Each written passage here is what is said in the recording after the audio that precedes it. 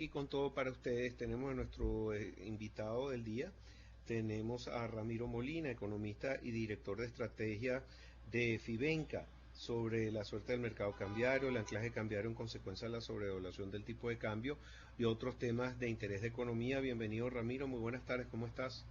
Bien, gracias Pedro. Gracias por atendernos. Bueno, mira, se ha disparado el bolívar dólar y mucha gente se pregunta qué es lo que pasa si no hay actividad económica, por qué ocurre esto, es por oferta y demanda, por la situación país. Cuéntanos un poco, por favor. Bueno, todo siempre tiene que ver algo con oferta y demanda, pero en esta oportunidad creo que aún más, porque no solamente vimos después de un largo periodo de sequía de bolívares, desde principios de año, incluso finales del año pasado, vimos en la segunda quincena de marzo mayor entrada de liquidez, flujos mayores en bolívares, que obviamente tenían que ver con los estímulos monetarios en bolívares que el gobierno tuvo que iniciar una vez comenzada el confinamiento en el que estamos, ¿no? Entonces esos bolívares que tienen que ver con todas las transferencias y bonos compensatorios para sostener el ingreso de gente que iba a estar inactiva, al final terminan reciclándose vía comercio, industria, a unas tesorerías que se enfrentaron en ese momento con una disyuntiva que, aunque no es novedosa, coincidió para que presionara el tipo de cambio. No creo que necesariamente que había una gran cálculo de gente diciendo, bueno, esto está sobrevaluado, es el momento de comprar, porque eso era válido 2 semanas antes y era válido 2 meses antes también. En este momento lo que concluyó fue esa inyección de bolívares, un reciclaje que, aunque no es exageradamente alto, digamos, para las circunstancias, sí se encontró, y esto es importante, con una menor oferta de dólares. Entonces, al disminuir sustancialmente la oferta de dólares desde marzo, tiene que ver primero dólares que de alguna manera reciclaba por distintas vías distintos vehículos del gobierno, que tienen que ver con la caída de los ingresos petroleros. Segundo, que tienen que ver con la caída abrupta de las remesas, en la medida en que los centros de origen de remesa, España, Perú, Chile, Colombia, comenzaron a cerrarse, pues ahí había una oferta que estaba permeando casi con regularidad al mercado, que de repente se secó súbitamente. Y esas dos cosas, más unas necesidades puntuales de importación en ese momento, generaron una presión que aprovecharon unos bolívares que necesitaban cambiarse dólares. Pero creo que tiene que ver, aunque es muy racional decir que había que ajustarse por la sobrevaluación, la realidad es que eso que haya confluido en ese momento es bueno, la coincidencia ideal para que el dólar en un mercado tan disminuido, además quiero decir en tamaño, un mercado tan pequeño, pueda sobrereaccionar de la manera que lo hizo. Sí, bueno, una de las principales quejas de la población, entre que muchos tienen hoy en día acceso a dólares por la dolarización, pero otros se quejan de que se le hace incomprable algunos de los bienes y servicios que se ofrecen en el país. ¿Qué opinas? Sí, esas asimetrías odiosas, perversas, van a existir en una economía que está tan disfuncional, no tan desequilibrada, efectivamente, donde los que están cubiertos son los que tienen acceso a dólares, pero también, bueno, lo decíamos desde los 80, Pedro, cuando analizábamos estos episodios en Venezuela, pues cada vez que había una devaluación muy grande había una asimetría redistributiva, digamos, muy fuerte entre quienes tenían dólares y entre los que no tenían dólares. Ahora es entre los que tenían y entre los que generan dólares, entre los quienes tienen que generan versus lo que no. Pero bueno, el gobierno con sus políticas compensatorias, eso es lo que trata muy levemente, por cierto, pero trata de atenuar, garantizando un nivel de consumo y de compensaciones, por lo menos en la base de la pirámide. Y a nivel de otros sectores que pararon sus ingresos en dólares, bueno, eso es sobre todo en el sector informal, ese es un dilema que está presente en todas las economías ahorita. Eso de Europa para abajo todos están eh, en el mismo dilema. Creo que ahorita concentrados en resolver el problema de salud, digamos, pero obviamente ahí se está acumulando algo que en la medida en que pase más tiempo el confinamiento y la actividad laboral se siga extendiendo para su reinicio,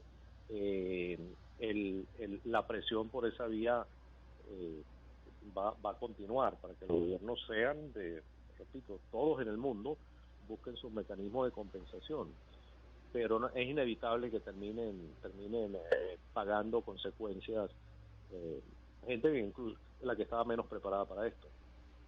Así es. Mira, hablando del tema petrolero, se llegó a una reunión, recortaron producción entre los árabes, los rusos, pero vamos a decirlo más formalmente, OPEP y OPEP Plus. México no quiso entrar en ese recorte.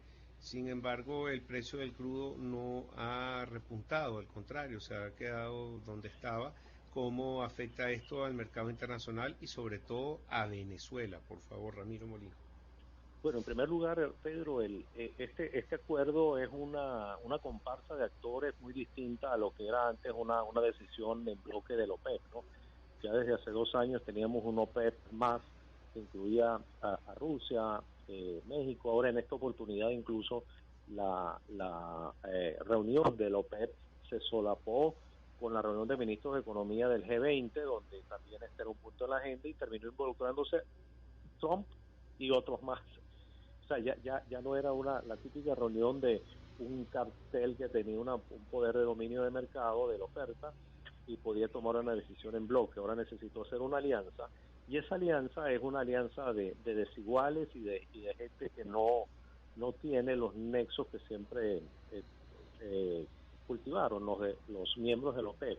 De manera entonces que luce como una alianza que parece frágil, impuesta además con intereses un poco contradictorios, y en donde tienes además personas que sirvieron para fraguar esto, en concreto el presidente Trump, que no es mirado necesariamente como un socio natural de los productores de petróleo, porque todo lo contrario, hasta ayer estaba sentado en la silla de enfrente, ¿no? En toda la crisis petrolera. Pero en esta oportunidad, entonces, aparte de esa, digamos, fragilidad en la alianza que genera cierta desconfianza, en realidad lo que está privando para que los precios hayan respondido de una manera distinta, es decir, con incredulidad y escepticismo, es que la magnitud del choque, de la caída de consumo, de demanda, ha sido muchísimo mayor de la que nadie esperaba, y en un corto plazo, en menos de un mes, se retiró de la demanda, según algunos cálculos, bueno, cualquier cosa entre el 30 y 40% de la demanda mundial. Ese es un choque demasiado fuerte. Ahora, el problema no solamente llega allí, sino que no se sabe cuándo se puede reactivar esa demanda, porque no tienes claro el horizonte en el que se vayan a reactivar y en qué niveles se van a reactivar la actividad económica que genere una recuperación de la demanda de petróleo. Eso es una incertidumbre tan grande que está haciendo generando mucho escepticismo. Entonces, no solamente que funcione la alianza, el acuerdo, sino que además va a estar enfrentado a episodios que pueden ponerse incluso peores en términos de demanda, y esa incertidumbre pues hace palpable de que va a haber una sobreoferta rondando el mercado con cierta regularidad, sobre todo si hay países que entran en problemas más complejos si la pandemia no es resuelta en un tiempo prudencial. De manera que el fantasma de la sobreoferta creo que se convierte casi que en una pesadilla que se refleja en la debilidad de los precios, aun cuando hubo un acuerdo que aunque no era el ideal, pues ni era el convencional, pero que tenía alguna noticia de que hubo una participación importante de todos los productores y exportadores. Sí, mira, hablando de Venezuela, llama la atención y todos los días decimos en el reporte de la cápsula Fibenca cómo sube la bolsa, récord histórico, al contrario de todo lo que sucede en todas partes del mundo. ¿Nos puedes explicar por qué este fenómeno? ¿Cuáles son los sectores y acciones que suben? Sí, bueno, como en muchas cosas, Venezuela tiene algunos enigmas inexplicables, algunas paradojas, pero este debería estar en el campo de las explicaciones, porque Fíjate, es un mercado que reacciona también a la existencia de, de bolívares. Cuando crecen más los bolívares, pues no hay muchos sitios en una economía semiparalizada y pequeña como esta para ir, y en ese momento siempre la bolsa levanta la cabeza, ¿no? Para llamar la atención y efectivamente captura la atención de viejos o nuevos inversionistas que en su campo, en su abanico de consideraciones para entrar aquí, básicamente han aprendido de que están presentes estas características. Una es que hay empresas ahí que tienen un valor fundamental en sus activos que de alguna manera está dolarizado. Entonces, si sube el dólar, sube el valor de esas empresas, por lo menos de sus activos, y particularmente de las que exportan o que tienen algún flujo de divisas, entonces eso es algo adicional. Y como la devaluación y el índice de la bolsa están como una carrera donde a veces una se adelanta a una, otra a la otra. Por cierto, ahorita está por encima el rendimiento de la bolsa cuando lo descontamos al dólar más castigado, es decir, si vamos al dólar día a día, al más caro que pudimos conseguir ese día, aún así la bolsa está rindiendo alrededor de 14% en dólares. Es decir, eso es otra cosa que no se explica en este mundo de pandemia y de crisis, ¿no? Y más en el país que está en el epicentro de su propia crisis. Pero la realidad es que ocurre. Ahora, eso tiene que ver entonces con los bolívares, tiene que ver con valor de las empresas, tiene que ver con expectativas también de que en términos relativos hay una serie de cosas que están baratas. Si estás buscando cosas baratas, consigues empresas baratas en la bolsa y es muy fácil comprarlas. No tienes que ir a hacer un documento ni una valoración, sino simplemente llama a tu corredor y compra la acción. Sí. Por cierto, muy acertada tu opinión la última vez que estuviste en el programa sobre los mercados internacionales, que bueno, que había que actuar con cautela, que esto había que verlo día a día, que algunos sectores iban a surgir. Y lo que hemos visto, la bolsa se ha caído, pero han repuntado algunos sectores en específico. ¿Nos quieres hablar sobre este tema, por favor? Sí, cómo no. A pesar de que sigue habiendo un margen de incertidumbre muy grande, es decir, si vemos el problema macro en este contexto, hay una etapa de contención en la que está todo el mundo ahorita, una de estabilización que pareciera que quieren entrar o que China ya entró y otros quieren entrar, pero todavía falta imaginarnos cómo va a ser y cuándo va a ser la etapa de recuperación. Y a pesar de que ahí todavía el rango de incertidumbre es grande, sí se van cuajando en la medida en que pasa el tiempo quiénes van a estar más afectados o no. O sea, hay sectores que claramente pues van a tener más dificultad en recuperar su actividad, como, bueno, las obvias, ¿no? Aerolíneas, cruceros, el turismo, todo lo vinculado al turismo en general. Y luego las de consumo suntuario, que tienen mucha relación con eso también.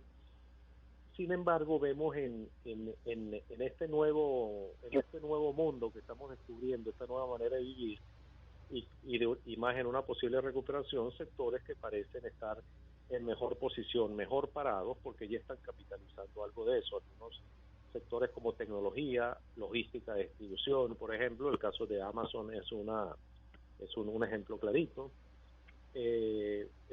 Y también el de los bienes de consumo básico, porque lo que está claro es que ningún gobierno va a abandonar a su completa suerte a la mayoría de la población que en estos, sobre todo si se queda desempleada, va a seguir tratando de que le lleguen productos básicos de alimentación y salud.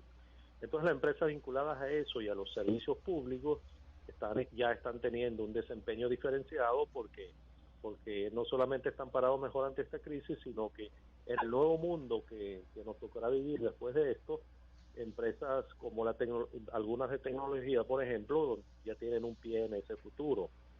Y ahí hay nombres entonces que comienzan a despuntar por su propio peso.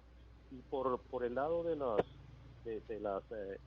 compañías de salud y de todas las encargadas de el bienestar de salud y salud humano, bueno, ahí también hay ganadoras y habrá más ganadoras, porque si de algo vamos a salir transformados en algo, es en tener mejor conciencia y mejor cuidado de nuestra salud personal y nuestra calidad de vida.